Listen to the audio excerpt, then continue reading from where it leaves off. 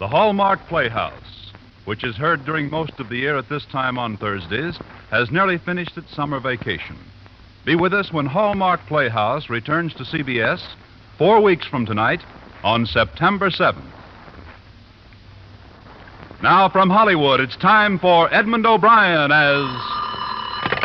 Johnny Dollar. I'm glad you're in, Dollar. This is Barton, Chief Adjuster at Cosmopolitan All Risk. When can I see you? I hope it doesn't have to be tonight. I'm ready for bed. I'm afraid it does have to be tonight. I just got a call from a city fire inspector. There's a 4-alarm blaze in the Hartford Alliance building. We carry the fire policy. Does Inspector phone you? Does he suspect arson? More than that, they picked up the man who said it. That policy is for over $300,000. I'd like you to sit in while this guy makes his statement. Okay, Barton. I'll meet you there.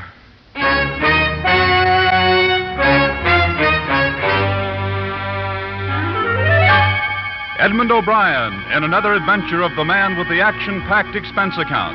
America's fabulous freelance insurance investigator. Yours truly, Johnny Dollar.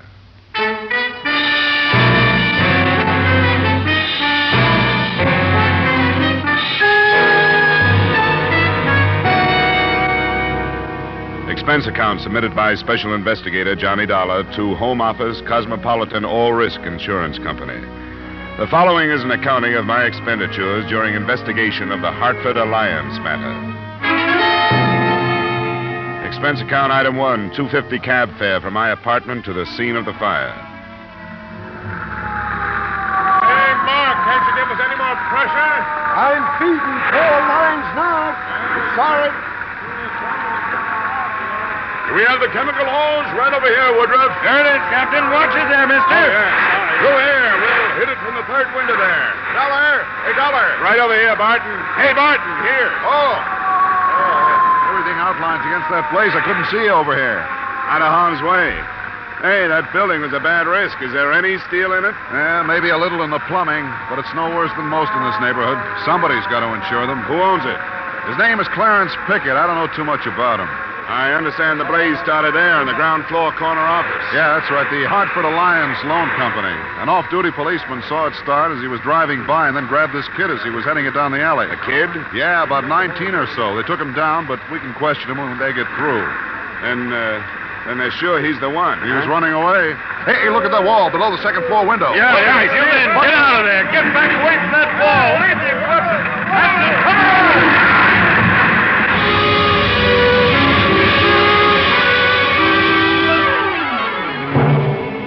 Expense account item 2, $1.75 cab fare to police headquarters where I met Sergeant Broderick, the officer in charge.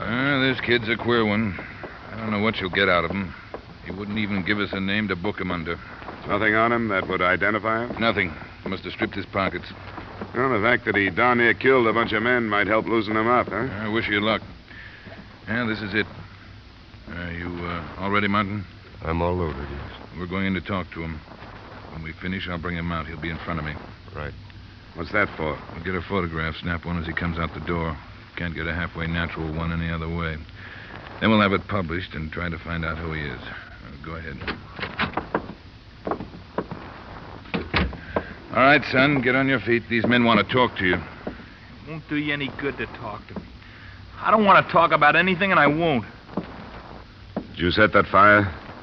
Yeah, I said it. Why? It doesn't make any difference why. I said it, and I'm ready to take anything that's coming to me. Have you set any other fires? If you mean am I one of those arson nuts, I'm not. And why'd you set it? Why do you keep asking me questions when I told you I wasn't going to answer any? Your fire almost killed some men a few minutes ago. It may do it yet. I didn't think about that. I'm sorry. I had to do it. Why? I can't tell you. Leave me alone. Somebody hire you to do it? It doesn't make any difference. Why won't you tell us who you are? Because I don't want you to know. I don't want anybody to know who I am. I don't want a trial or anything. I'll plead guilty to everything, to setting the fire and to killing firemen, everything. Just give me what's coming to me and leave me alone. Let me see your hands. Why? Let me see them. No. Hey, let go, will you? Let go. Up, darling.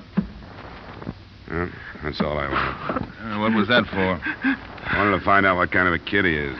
He's not tough. His hands are clean, nails trimmed. There's a mark left by a ring on the third finger, left hand. Class rings, my guess. I've had enough for now, Sergeant. Okay, we're turning him over to the psychiatrist in the morning. All right, son, on your feet. I'm going to put you to bed now. Come on. Keep moving. Hold it now. Hey, give me that camera. You can't take my picture. What are you trying to do? Calm down. Calm down.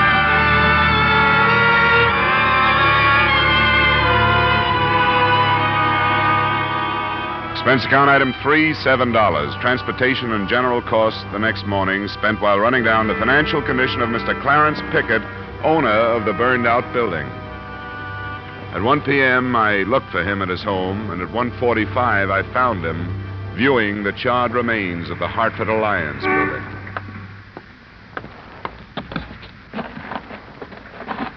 Mr. Pickett? Yeah. Yes? You were pointed out to me by one of the workmen. My name is Dollar. I'm working for Cosmopolitan All Risk. And I suppose they're as trouble as I am over this. My office was right there, the corner one on the 3rd floor. That's right over the spot where the fire started. Yes, so I've been advised. And I was reminded as to how many nights I've been working there at the hour it broke out. You haven't assayed the loss already, have you? That's not my job, Mr. Pickett. I'm not an adjuster. I'm a private investigator. Oh.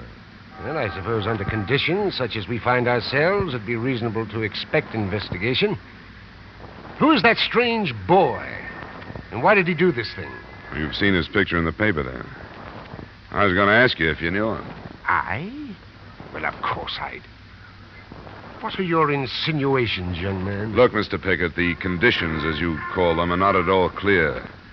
An insurance company feels it has a right to make plenty of insinuations when it's up against a fire of incendiary origin. Go on. I was able to learn this morning that financially, you are not a healthy man. You rotten snoop.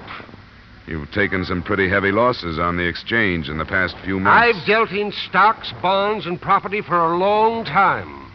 When the day comes that I have to burn myself out to recoup my losses... Oh, go away. I don't want to talk to you any further. I'm afraid it can't stop here. Will you come down to police headquarters and face that boy they picked up? I will not. Why won't you? Because I have no reason to. I've never seen him, and I don't care to. On the strength of your refusal, I think a court order could force you to. You do that? I certainly would. So you have nothing to lose by coming without one. Very well, Mr. Dollar. And I'll see you choke on your own insults.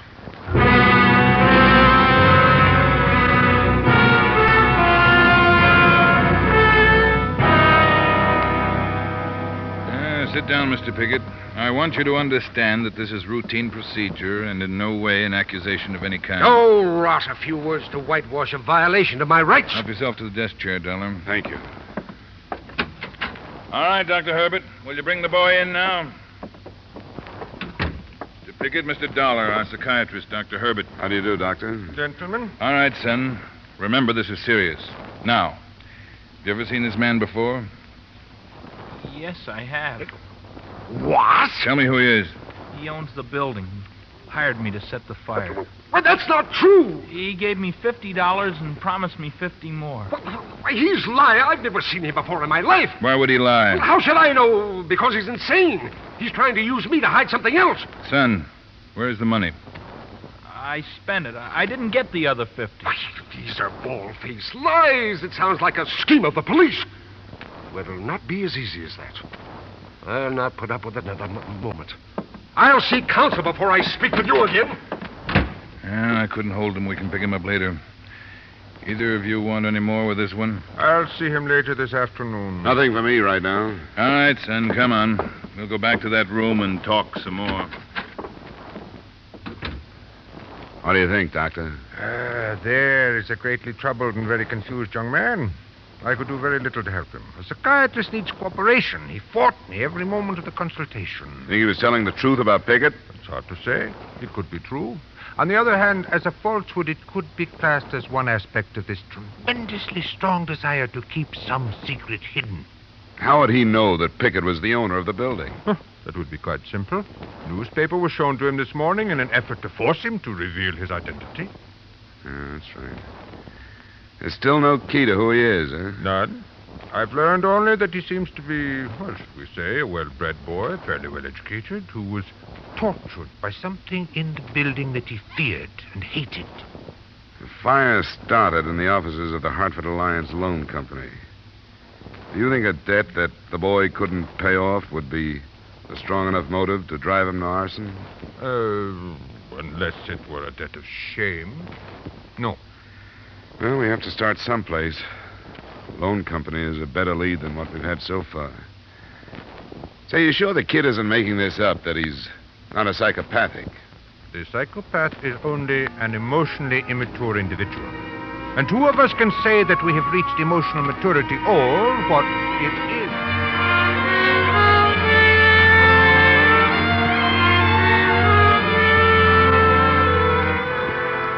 After hearing the doctor out to the bitter end, I knew no more about the arson case than I'd known before. Expense account item 4, $1.75, cab fare back to the ruins of the Hartford Alliance building. Only a guard from the fire department was there, and a workman who was busy in the same office I wanted to look over. I wouldn't come in here if I were you. You'll get dirty and it isn't too safe. I'll be all right. What do you want? Well, I got an okay from the guards out there. I'm an investigator working on this case. Oh, go ahead then. This loan outfit hired me to bring out their stuff that isn't burned, but it's all mixed up with the stuff from upstairs. Caved in. Yes, fires are a mess. Yeah, the safe from up there fell through, and I can't tell one from another. I wouldn't be surprised if the whole floor came next, what's left of it. What are you looking for? I don't know. What was upstairs? An employment agency, from what I picked up. Maids and butlers and that kind of thing. There's the one safe, and that's the other. Can you tell them apart? Why don't you take both of them out and open them? Yeah, well, all right. Give me a hand then, will you? Sure. This one's almost covered up. Hey, what's that? Sounds like a timber. Let's move. Hey, there's stuff above. Yeah, there's someone up there. Come on, this way. Come on. Hey! Hey, you up there! Hey! Hey!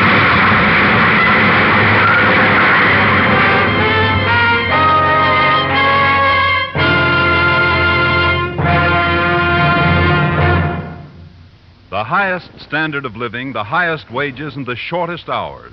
All this plus the time-honored guarantee of individual freedom. Where else will you find all these advantages but under our American economic system? Help to preserve that system. It has brought more benefits to more people than any other system ever devised. Now, with our star Edmond O'Brien, we return to the second act of Yours Truly, Johnny Dollar.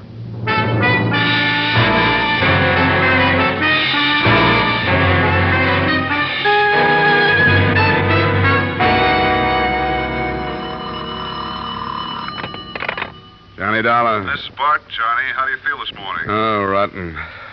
How about the workman? Bad. Still unconscious. Fractured skull and something about his back. Well, I guess I feel better than he does. Hey, Barton. Yeah? That cave-in was no accident. What's that? There was a man on the floor above us. It's one of the last things I remember. He was looking down at us, holding a crowbar. Well, why didn't you say something about it yesterday? I wasn't thinking straight. You don't after a crack in the head like that. But I began to remember last night. Are you sure of this, Dollar? I guess it'll be hard to prove. There were two safes in there. One from the Hartford Alliance Loan Company and the other from the Hartford Alliance Employment Agency. It had fallen through from the office above. I don't get it. I don't either. But we just decided to move both of them out because you couldn't tell them apart without looking at their contents. And that's when the roof fell in. And you're trying to work out a connection. Oh, I don't know. Say, what about the kid? Has he been identified? Not yet. He still insists that Piggott paid him to set the blaze. Hard to prove, but I'm following it up. I wouldn't build a case on it yet. I'll try some more coffee and aspirin, and when I can make it, I'll go down and talk to the kid again.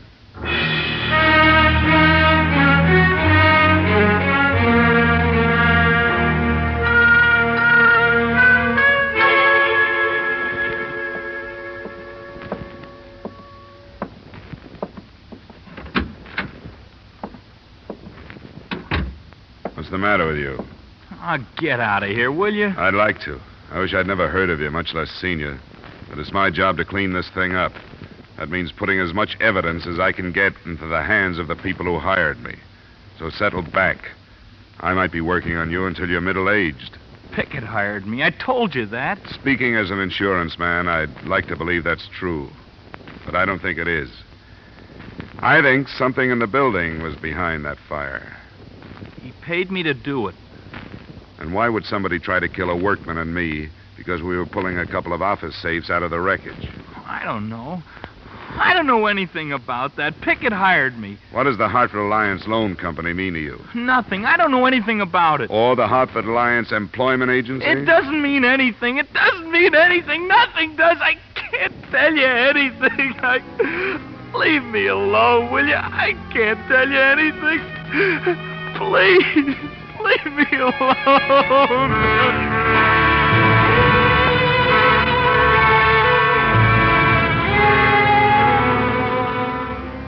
That afternoon, his silence stopped paying off, and his picture in the paper started to. A woman phoned in to say that she thought she recognized him.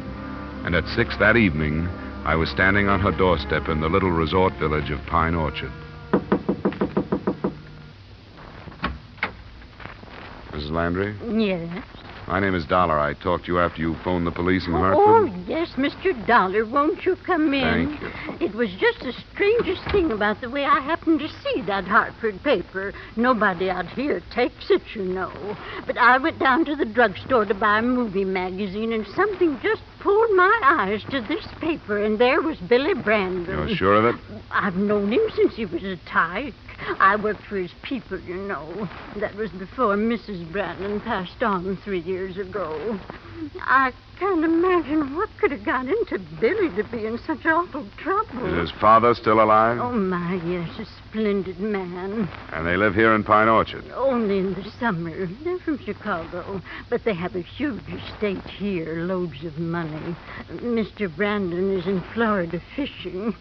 Poor man, I don't suppose he even knows. The police are trying to locate him. Yes, I just don't know what to think of it. How could Billy cause his poor father such shame? Mrs. Landry, do you know if there's anyone on the estate now that I could talk to? Nobody that lives in. Mr. Meek, the gardener, lives just down the street. He told me just yesterday that woman they kept out there left her job without so much as locking up the house. Who is she? Their maid. An out-of-town girl.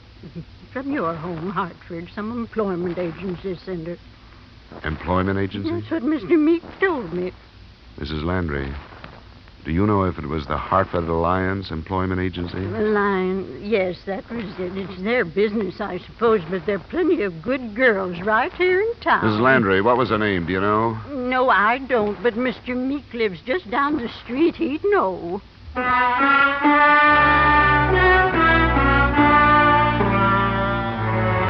The name turned out to be Belle Muir.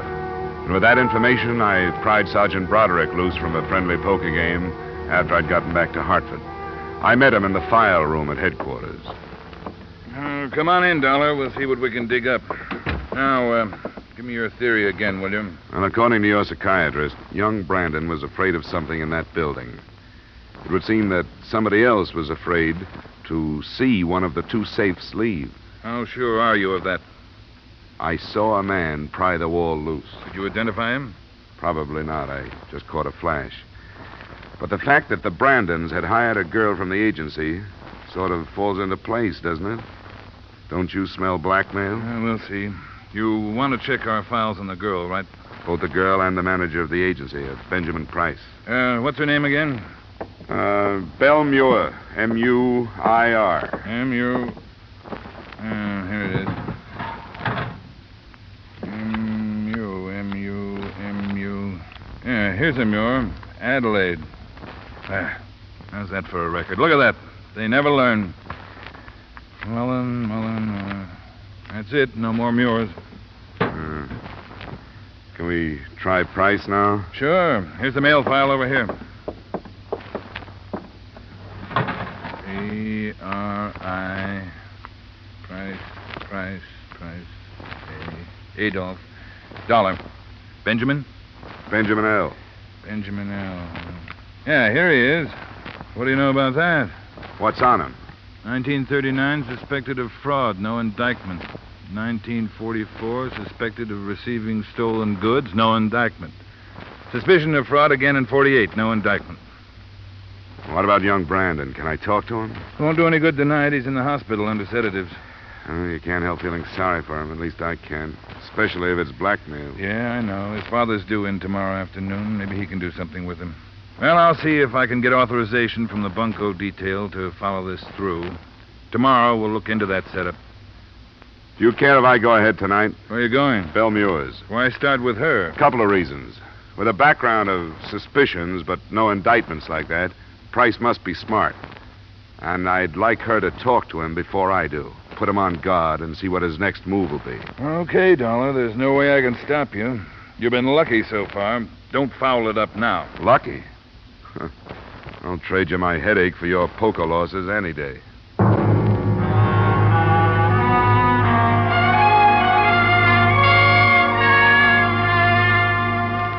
The discovery of Benjamin Price's name in the police file wasn't the only development to take place at headquarters. The desk sergeant had a message which he passed along just before I left. The workman who had been with me in the office when the wall had come down on us had died of his injuries. It wasn't just an arson case any longer.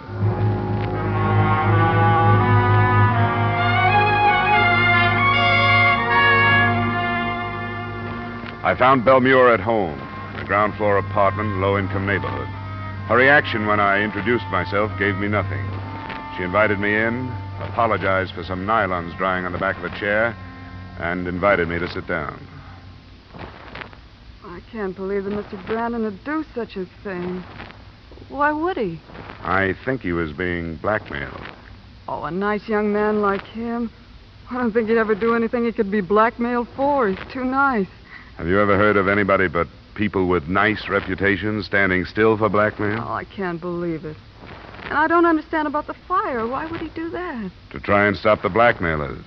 Now, you're the only connection we've found between the building and the Brandons. I'd hoped you could help us. Help you? I don't know anything about it. You got your job with the Brandons through the Hartford Alliance Employment Agency? Yeah, I've been signed with them for over a year. Is there any way they could have gotten a hold of any information they could use against the boy? I don't see how. And I swear I don't know what it could be. Young Mr. Brandon was almost too nice, if you know what I mean. Oh, just what do you mean? Well, I've had trouble with some of these spoiled rich men's sons, but Mr. Brandon never looked twice at me. Listen, you don't think that I... Why'd you leave your job so suddenly, Miss Muir? I didn't. I'm still employed.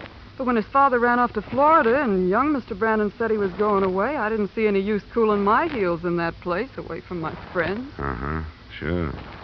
I think you're barking up the wrong tree, Mr. Dollar. They're all nice people in the agency, every one. Mr. Price, the manager? He's very nice. He has quite a record of being questioned by the police. I don't believe that. It's true. Well, I never would have suspected it. I don't know what to think of this, Mr. Dollar. I really don't.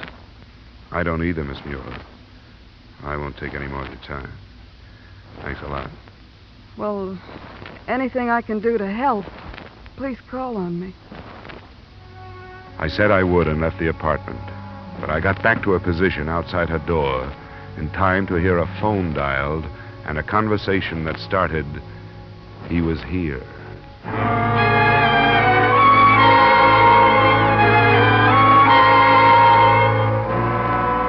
Proof of blackmail is hard to get without the cooperation of the victim, which is also hard to get. But it looked more and more like that lay behind the trouble.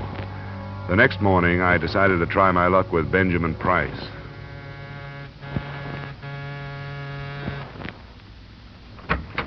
Yes? Mr. Price? That's right. My name is Dollar. I'm investigating the fire in your building for the insurance company. What do you want from me? I didn't light it. It's funny you should say that. Why? Because in a way, I think you did. You can suspect blackmail all you want. That's one thing. Making it stick is another. I guess Belle won't be much of a witness against you, will she? Best kind I can think of. We're going to get married. She's loyal. So why don't you drop it, Dollar? You won't get any place. You feel a little different now than you did when we were moving your safe out of that building. You must have gotten rid of the evidence. I don't get you. Yes, you do. I saw you. Don't you remember? I yelled at you. Don't be ridiculous. The man who was with me, the workman, died yesterday afternoon. with a blackmail that should work into a first-degree murder charge. You're going pretty far, aren't you? Not as far as the men from the police laboratory are going. They're looking for marks from a crowbar in that rubble that came down on us. And they're pretty good. Watch where you talk this stuff up, Dollar. I'm warning you, I don't scare easy and I don't railroad easy. And what are you worried about? Watch where you shoot off your mouth. Now beat it. Go on!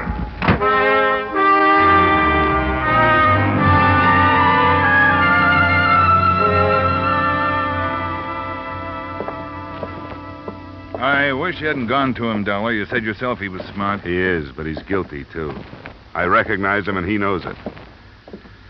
What about the father? Well, he got in a little afternoon. He's a pretty important man in Chicago, an ex-public defender. Defense lawyer now with one of the biggest private practices there. Sure, he would be. Yeah, this is the room. We, moved him out of the ward.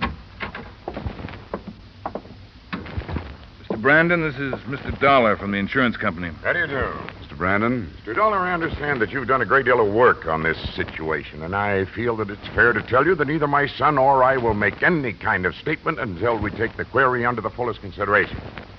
That's all right with me, Mr. Brandon. I just left Benjamin Price. You did? Yeah. From his attitude, I take it that the basis of his blackmail is pretty strong. Blackmail? I see no reason for that word to enter the conversation. You're not in a courtroom now, Mr. Brandon. You're in a hospital room where your son has been kept under sedatives because of an almost complete nervous breakdown. Price is convinced that you'll sacrifice your son rather than give us proof that will clean this up. He threw that in my face. Mr. Dollar, as an insurance investigator, what is your interest in this case at the moment? Your son has tried to involve an innocent man. The company that hired me would be liable to slander if they try to build a case on his accusations. And you know the insurance companies. I do, indeed. I can promise you that we'll dig into your son's background and your background until we get the answers we want. Dad. Just a moment, Bill. If you let Price get through this one untouched, where do you think he'll stop, Mr. Brandon? Dad, make him go. I can't stand anymore. I don't care about myself, but I don't want... Bill, let me handle this. Mr. Dollar, you must realize that my son acted under severe emotional strain. Could I depend upon you to be a witness in his defense? No, you couldn't. He started something that caused a man's death. Dad, don't let him talk anymore. Just leave me alone and I'll take care of it. I've done it all right so far. Sure, you've done a fine job. Bill, I think it's gone far enough. It has to stop sometime. But, Dad... Dollar, my son was involved in a traffic accident in Chicago 2 years ago. He was drunk. A woman was killed. There was a witness, and I paid him to perjure himself in our favor. Bill was acquitted. Price found out about that? Yes. How? This man, well, his name isn't important now, continued to extort money from me. He phoned at the house in Pine Orchard, and the maid overheard. I didn't know Bill knew about it until today. She didn't know I was there, and I listened to her talk about it. The first one was bad enough, but then with another one, I had to do something. Did you make a payment to the maid? No, somebody else. A man. Did you recognize him? Yes. Would you identify him if we took you to him? Yes.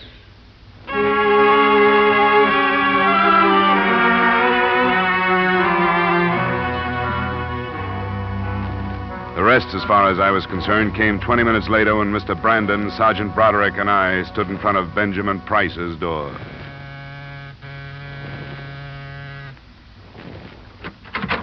Well, Dollar, haven't you caused... That's the man. Who is this guy? What is this? Get out of here. I think we better come in, Price. No, you don't. I know my rights. You don't come in without a warrant. We got a warrant. What do you want in here? All we want is you, Price. There's a men waiting outside who want to place you at the scene of the murder. They can't do it. I wasn't there. You'll have your chance to prove that if you can. The men want to go through your apartment. Why? They look for traces of soot from the building. All they need is a speck or two. Come on, Price. Let's talk it over. Not me. Oh, you know you don't, Price. That does it. Okay, pick him up, Dollar. Don't bother to be gentle. He won't care.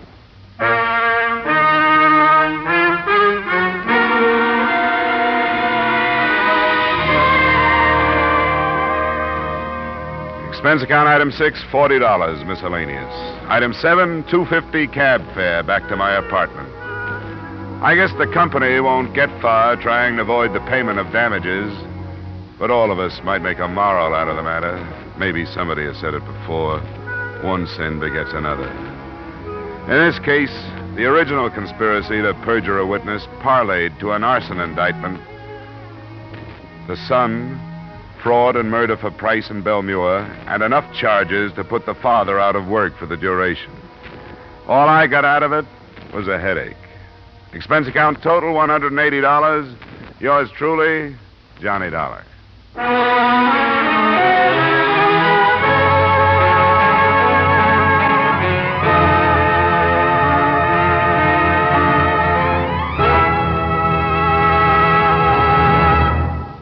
Yours truly, Johnny Dollar, stars Edmond O'Brien in the title role and is written by Gil Dowd with music composed and conducted by Leith Stevens.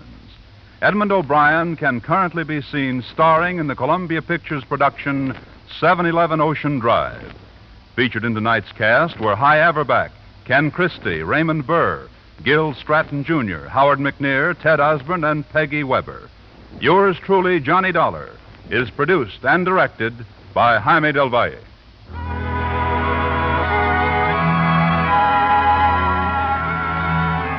There will be a new adventure with Philip Marlowe, Raymond Chandler's famous private eye, on most of these same CBS stations this Friday night. Shrewd, hard-boiled, given to the wisecrack, Philip Marlowe will bring you a solid half hour of thrills Friday night on CBS, the Columbia Broadcasting System.